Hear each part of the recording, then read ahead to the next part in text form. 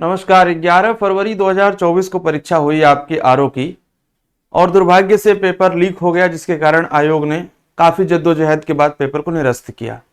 आप सब जानते हैं कि उस दिन के बाद से लेकर के आज तक आपने लगातार आए दिन इस बात को बहुत ज्यादा सर्च किया है कि अब एग्जाम कब होगा ये जानना बहुत आवश्यक होता है। इसलिए क्योंकि एक एस्पिरेंट के माइंडसेट को समझा जाए तो वो क्लैरिटी चाहता है कि एग्जाम कब होगा। लेकिन उत्तर प्रदेश लोक सेवा आयोग का जो अपना रवैया है वो हमेशा से यही रहा है कि वो क्लियर कट डेट नहीं बताते हैं। एक उदाहरण के साथ आप समझें तो अभी यूपीएससी ने भी अपना पेपर पोस्टपोन किया, तो उसी दिन डेट के साथ नोटिफिकेशन आई कि अब इस तिथि को हटा करके इस तिथि को परीक्षा कराई जाएगी। खैर, हम आयोग पर क्या ही प्रश्न उठाएं, क्योंकि आयोग का अपना कार्य प्रणाली है, वो उसी हिसाब से चला रहे। लेकिन एक बात तो तय है कि परीक्षा आपकी होगी। सवाल इस बात का उठता है कि जितना समय आप ये सुनने और देखने में लगाते हैं कि परीक्षा कब होगी, क्या उसी के पैरेलल उतना समय आप अपनी पढ़ाई में लगाते हैं या नहीं लगाते हैं। अब मैं आपके दिमाग से, आपकी सोच से निकले हुए कुछ प्रश्नों को भी इस छोटे से वीडियो में आपके सामने रखूंगा। लेकिन उससे पहले जिस चीज को देखने के लिए आप अभी हमारे सामने हैं उसको मैं बात कर दूं कि परीक्षा आपकी कब होगी, यानी कि री एग्जाम आपका कब होगा। साथियों, ध्यान से समझिएगा, जो बहुत ही ऑथेंटिक सूचनाएं निकल करके आ रही हैं उन सबके आधार पर, अब यह ऑथेंटिसिटी मीडिया के माध्यम से हो सकती है, जो आप जैसे लोग जो स्पेकुलेट करते हैं उनके माध्यम से हो सकती है, अलग अलग जगहों से हो सकती है। उन सूचनाओं के आधार पर हमें कह सकते हैं कि आपकी जो आरओ एआरओ की री एग्जाम की परीक्षा होनी है उसके लिए जो सबसे अधिक संभावित तिथि है वो अगस्त का लास्ट वीक है। अगस्त का लास्ट वीक है। आप ये मान के चलिए कि अगस्त के लास्ट वीक या सितंबर के फर्स्ट वीक में ये परीक्षा संभावित होगी। ऐसे में प्रश्न उठता है कि अब आपके पास सफिशिएंट समय है, लेकिन अगस्त के लास्ट वीक या सितंबर के फर्स्ट वीक में जब परीक्षा होगी तो आपको यह तय करना है कि जब 11 फरवरी को परीक्षा हुई थी उससे 1.5 साल 2 साल पहले से जब आप नोटिफिकेशन का वेट कर रहे थे कि आरओ आने वाला है, और उस 2 वर्षों में आपने जो परीक्षा की तैयारी की, क्या वह सफिशिएंट था आपको क्वालिफाई कराने के लिए? यदि नहीं था तो वो 2 वर्षों में जो आप नहीं कर पाए वो आपको अब अगले 3 महीने में करना है। तो क्या 3 महीने, 6 महीने, 9 महीने, 10 महीने का समय बढ़ाते रहने से आपकी तैयारी में कोई गति आ रही है, या जहां आप 11 फरवरी को थे वहीं आज भी हैं जब आप इस वीडियो को देख रहे हैं?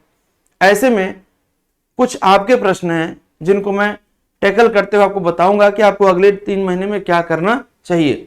देखिए, जो आप लोगों से बातचीत के दौरान, आप लोगों के मैसेज, आप लोगों से इंटरेक्शन के दौरान जो बातें निकल करके आती हैं वो क्या आती हैं। देखिए, सबसे पहला प्रश्न आजकल जो आता है वो यही आता है कि आरओ एआरओ का री एग्जाम कब होगा। तो मैंने आपको बता दिया कि अगस्त के लास्ट वीक में होगा, और यदि डेट की हम बात करें तो मे बी 25 अगस्त हो सकता है, राइट। इसके बाद दूसरी बात यदि हम करें आपसे, एक प्रश्न आप लोग ये पूछते हैं कि क्या सबका प्रवेश पत्र जारी होगा या जो लोग परीक्षा दिए थे केवल उनका होगा। तो समझने वाली बात यह है कि इससे पहले 2016 में भी एक बार पेपर दोबारा से हुआ था, री एग्जाम 2016 का हुआ था, तो उससे एकदम क्रिस्टल क्लियर है। इससे पहले भी 2015 में जब पीसीएस का पेपर लीक हुआ था तो एकदम क्लियर है कि जब भी आयोग का पेपर लीक होता है या किसी कारण से कैंसिल होता है तो उस कंडीशन में सभी लोगों का एडमिट कार्ड दोबारा से जारी होता है। तो ऐसा कोई भ्रम में आपको नहीं रहना है कि केवल उन लोगों का जारी होगा जो लोग एग्जाम दिए थे, सबका ही होगा, यानी कि सबका एडमिट कार्ड आएगा जो लोग फॉर्म भरे थे। ठीक है, बहुत अच्छी बात है। अब अगला पहलू आता है कि सर करंट अफेयर कहां से कहां पढ़ें। तो करंट अफेयर देखिए, जो कहा जाता है वो बजट टू बजट पढ़ा जाता है, यानी एक वर्ष का करंट अफेयर आपको पढ़ना होता है। तो पिछले वर्ष जनवरी फरवरी से लेकर के, पिछले वर्ष जनवरी फरवरी का मतलब यह हुआ कि जनवरी 2023 के आसपास से लेकर के, और आपको यदि परीक्षा आपकी अगस्त में हो रही है तो आपको अगस्त के एग्जाम डेट से लगभग 12-15 दिन पहले तक का करंट अफेयर पढ़ना है, और करंट अफेयर को आदत बना लेनी है कि आप पढ़ते रहें, उसको देखते रहें, क्योंकि करंट अफेयर आपकी तैयारी का एक बैकबोन जैसा है। तो उसको आप इग्नोर ना करें, डेली बेसिस पर उसको पढ़ते रहें। इसके बाद एक और बहुत बड़ा भ्रम है एस्पिरेंट कम्युनिटी में, खास करके जो अति अल्प ज्ञान रखने वाले बहुत सारे आपके मेंटर्स हैं जो बताते हैं कि अब की बारी पेपर तो बहुत कठिन आएगा। वो आपके दिमाग में एक हैवॉक क्रिएट कर देता है। कठिन कुछ नहीं होता है साथियों, जिस चीज को आप नहीं जानते हैं पूरी तरीके से वह कठिन है, और जो आप जान गए वह आपके लिए सरल है।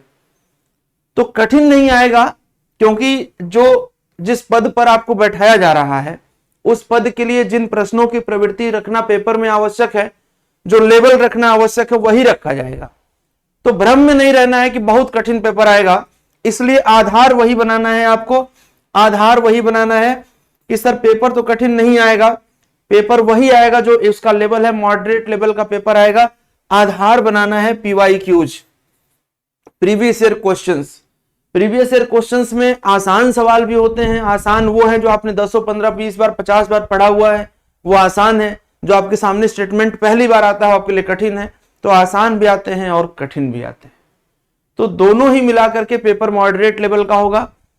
जो चैप्टर्स आपको थोड़ा कॉन्सेप्चुअली परेशान कर रहा है उसका एनसीईआरटी उठा करके देख लीजिए, और जो चैप्टर आपको फैक्चुअली परेशान कर रहा है उसके लिए लुसेंट जीके, घटना चक्र और दूसरे जो आपके पास नोट्स हैं, टेक्स्ट बुक सोर्स हैं, वो सारे पढ़ते रहिए। अब एक जो सबसे अहम बात है वो ये है कि क्या सीटें बढ़ेंगी? Obviously yes, may be. अभी तक की जो प्राप्त जानकारी है कि माना जा रहा है कि आरओ में रिव्यू ऑफिसर की लगभग 15 सीटें और ऐड कर दी गई हैं। ऑलरेडी सीटों की संख्या बहुत अच्छी थी, ऐसे में इतना बड़ा मौका दोबारा आपको आसानी से मिलेगा ये कहा नहीं जा सकता, इसीलिए पूरी ताकत लगा दीजिए, जी जान लगा दीजिए। अगला जो आपका प्रश्न और अंतिम प्रश्न होता है वो ये है कि क्या मेंस के लिए अभी तैयारी शुरू करें या केवल प्रीलिम्स पर फोकस करें? तो साथियों, जैसा कि आप जानते हैं कि समीक्षा अधिकारी की मुख्य परीक्षा में जो जनरल स्टडीज है वो MCQ नेचर का है। ऐसे में आप लोगों को मेंस के लिए क्या करना चाहिए? आपको सरकार की जो योजना और कुरुक्षेत्र मैगजीन आती है उस मैगजीन को खरीदिए, पूरी मैगजीन को महीने भर में 2 बार कम से कम पढ़िए और उन्हीं दोनों टॉपिक पर उठा करके एक एक निबंध लिखना शुरू करिए। इस प्रकार से अगले 3 महीने में आप देखेंगे कि आप लगभग 6 निबंध लिख चुके रहेंगे, और मैं भरोसे के साथ कह सकता हूं कि जब आप पूरी मैगजीन पढ़ के निबंध लिखेंगे तो उसी में से कोई ना कोई टॉपिक आपको डायरेक्टली पेपर में मिलेगा। तो कम से कम निबंध लेखन वाला कार्य आप आराम से करिए, और इसे शौक के लिए करिए, मजे के लिए करिए, तैयारी के लिए तो ऑटोमेटिक हो जाएगा वो। तो उम्मीद कर रहा हूं कि सारे प्रश्नों का आपको जवाब हमने दे दिया है। और खास बात यह है कि यदि आप समीक्षा अधिकारी में चाहते हैं कि आपको पेपर के अंदर विभिन्न विषयों से ऐसे प्रश्न मिलें जो आपने पहले देखा है, आपके सामने से गुजरे हैं, तो ये चैनल जीएस फोरम ऑफिशियल आपके लिए मील का पत्थर साबित होगा। तो अभी सब्सक्राइब करिए इसको और शेयर करते रहिए, आगे बढ़ाते रहिए। मिलते हैं हम लोग अगले वीडियो में। नमस्कार।